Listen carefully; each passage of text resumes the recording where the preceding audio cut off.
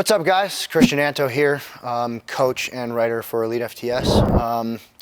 We're talking about Conjuphasic. I wrote an article a few months ago, and there was a mixed bag of comments regarding it, so wanted to kind of go through it, clarify it. I'm not the most studious person in the world, so I want to break this down as easy as it possibly can be because it's not difficult. I was raised in the industry and powerlifting with a heavy conjugate bias. So let's first get conjugate out of the way. All conjugate is a concurrent programming, and you're coupling. So you're taking different stimulus, which is mostly known from a dynamic effort and a max effort. There's also repetition effort in there. And you're taking these three means of strength and you're putting them into one program. You're also taking hypertrophy and recovery work and incorporating it in there. So you have all these stimulus and they're trying to come together. So that's conjugate. The next is triphasic. Now, from a base triphasic, all human movement is dynamic in nature.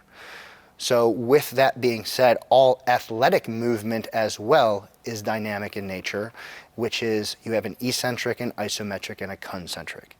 So that's where the triphasic training from Cal Dietz, that's what its main focus is on. And all I'm doing is taking those aspects and intertwining them into a conjugate system, and all that's gonna look like is a tempo. So everything in the conjugate system stays exactly the same. You just add a tempo to one of the exercises, and that's it. So it's not really combining two methodologies. It's just using aspects of two systems that have been around for a very long time and just putting one piece from one into the other. I'm going to trail off a little bit and say triphasic in its entirety was made for field athletes. So obviously powerlifters are not field athletes. Some field athletes train like powerlifters. That's a whole nother argument and a debate that you guys probably hear all the time. From a field athlete standpoint, triphasic training implements something called French contrast method. And the way Cal Dietz set it up in his first book was you take a compound movement and you add a tempo to it. Typically speaking, it's going to be something that's going to have a direct transfer to field sports. So like a split squat. You would have a very heavy split squat with a 5-second eccentric, and you would have your spotters actually lift you up. That split squat was then followed by some type of plyometric, and then it was followed by a heavy or a weighted plyometric, then followed by an accelerated plyometric. So kind of, it would look like this. You would do a heavy split squat with a 5-second negative, have someone help you up because you'd be at 100% or 105%. You would do some type of box jump. You would then do some type of box jump while holding weight. And then you would do some type of like reverse band body weight jump. So you have all of these stimulus that are directly affecting this athlete that has those loads and stimulus put on them during gameplay. This is not how I do this program for powerlifting. Early on in the training of kind of triphasic, we tried to do this, and it didn't work out well for the majority. Why? Because a lot of people that powerlift don't necessarily have an athletic background. So if you have a really slow, grindy lifter, having them do plyometrics, with weighted plyometrics, with accelerated plyometrics, that's great, but they're not going to excel at them, especially if you're a slow moving lifter. And it's actually wasting energy and time that could be better suited in another area of training. So that's where I kind of came up with this, to get rid of some of the clutter and really focus on the tempo of what really makes triphasic helpful for powerlifting, because powerlifting is a dynamic movement in nature. You have an eccentric, isometric, and concentric, and you're applying that to training to get better at the movements. So let's take it back to conjugate and set the base for this conjuphasic play on words, which is a conjugate system at its core. You're gonna take a heavy max effort movement, typically for squat, bench, and deadlift. The way I like to set it up is on a 4-day split. Typically speaking, Monday is going to be your max effort day for squatting. You're going to take a max effort movement that you want to take. For me, the first week is always going to be 3 rep max. I typically have people do that 3 rep max in something that they're not good at. Why would I have them take something that they're not necessarily good at? One, it's basically a risk reward factor and it's self-regulatory. For instance, I'm terrible at incline bench press. The whole goal in a max effort movement for the conjugate system is to strain. That's it. Now, straining can either come by you grind a lift, especially if you're an explosive lifter, or if you're a grindy lifter, when your form completely breaks down and you have to make a lot of compensations to actually finish the movement, that's probably a good sign that that's a max effort load for a slower lifter. If we were to have an individual try and take a 1 rep max on a lift that they're not necessarily good at, they're probably not gonna get that straining stimulus for a movement they're not good at for 1 rep. For an example, if I take a 1 rep max on an incline, it's gonna be close to 50 pounds less than, or it would be 50 pounds less for a 1 rep max than it would be for a 3 rep max. What I mean by that is, I can load up the bar heavy on an incline and it's going to be really sloppy, but I'm not necessarily going to strain. If I take a lighter weight for a 3 rep max, by that 3rd rep, I'm going to strain and it is going to technically test me to maintain proper position and the strain is going to be longer. So from a risk reward factor and from the stimulus of a strain, that's what I want. So week 1 for me in this block style of training is going to be eccentrics, but it's also going to be a 3 rep max. Your very next movement is going to be the exact same thing that you did for your max effort work. Why? Because now we're going to implement the tempo of the triphasic principles to make you better and to make you work on developing and creating kinetic energy as you go down. So, for instance, 3 rep max on an incline bench press. The very next movement, you are now going to drop for a bench press for guys, it's going to be 25%. And then you're going to implement a 5-second negative for 3 sets of 5 reps. This is not necessarily going to make you strain, but it is your secondary movement, which is then going to build your primary. That's the basis of conjugate. The first movement, everything that comes underneath that main movement has some type of correlation to the main movement.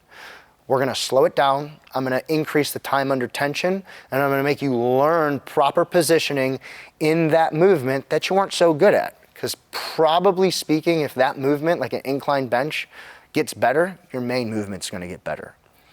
A lot of time, we actually had an article posted not too long ago that people don't live in that secondary movement long enough. They kind of go, okay, max effort movement, now let's get to all of my accessory movements, and everybody forgets about that secondary movement to make that main movement better. So the first 3 weeks is going to be eccentrics on everything. Okay, you are going to learn how to create kinetic energy and bring that bar down slow and maintain that proper positioning, which is then going to help transfer to your main movements. Week 2 is going to be a 2 rep max with a movement that you're not terrible at, but you're not great at.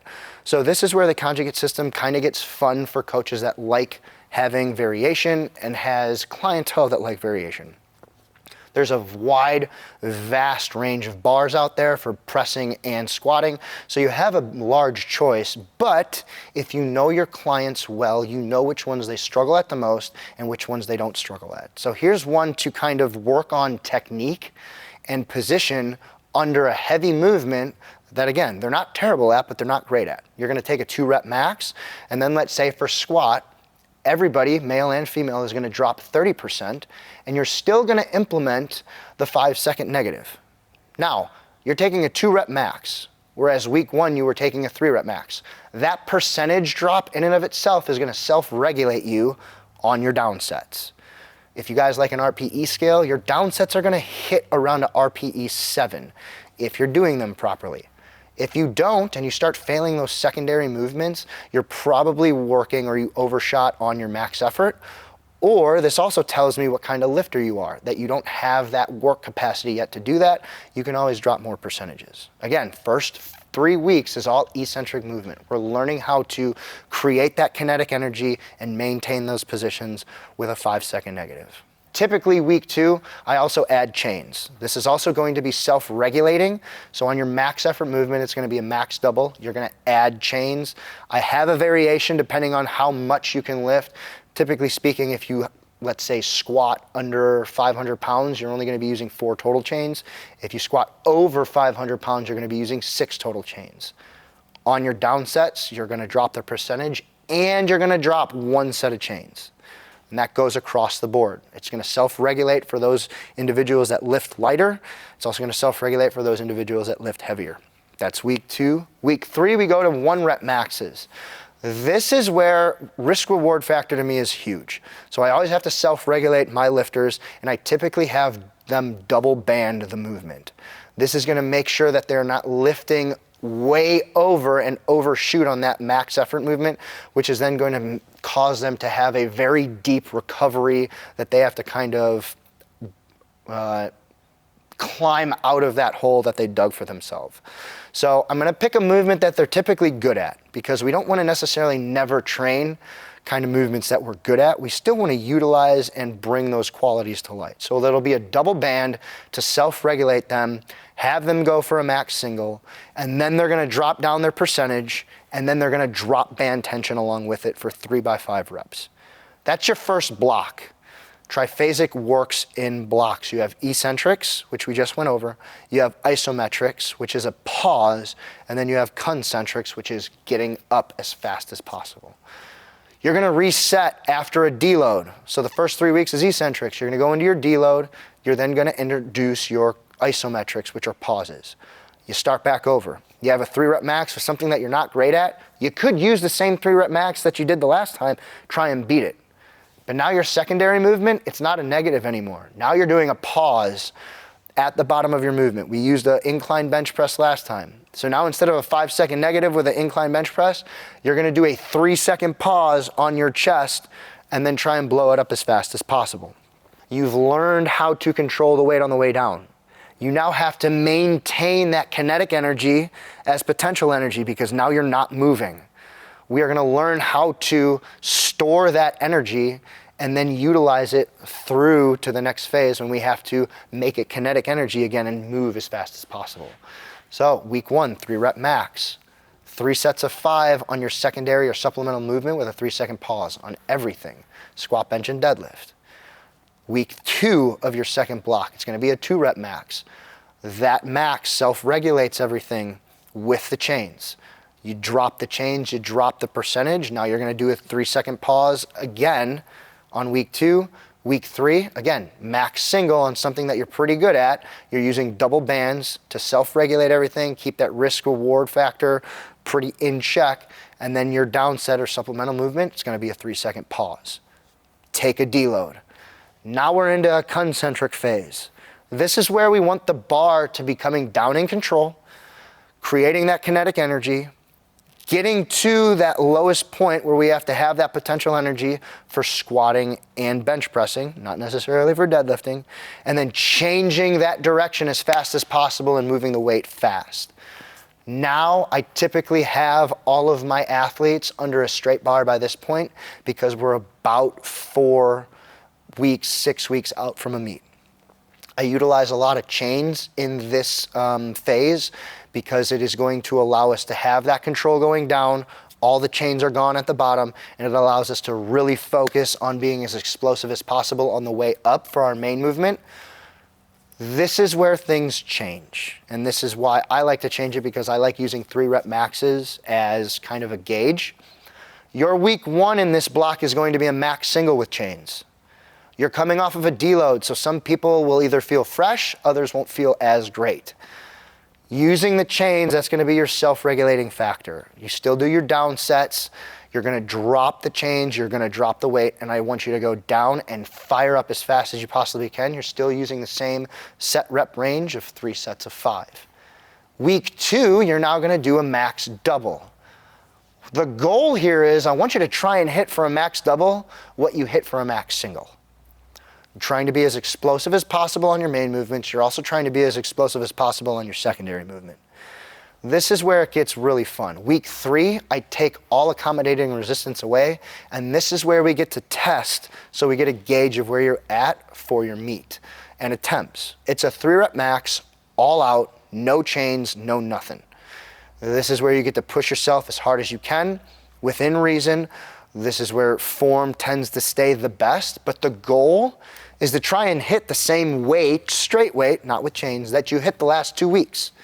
This means there is a progressive overload the entire block, and that's a good sign for us.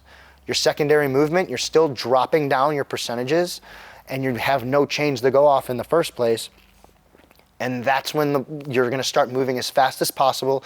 You don't have all the accommodative resistance, but if we know what accommodating resistance is, as the chains start getting higher away from the floor, that's forcing you to produce more force. This week, we took all of those away. So you still have that stimulus that you recovered from the last 2 weeks. So now once those chains are away, by theory, all of my lifters should be able to create more force. They're moving the bar faster, not only on their main movements, but on their secondary movements.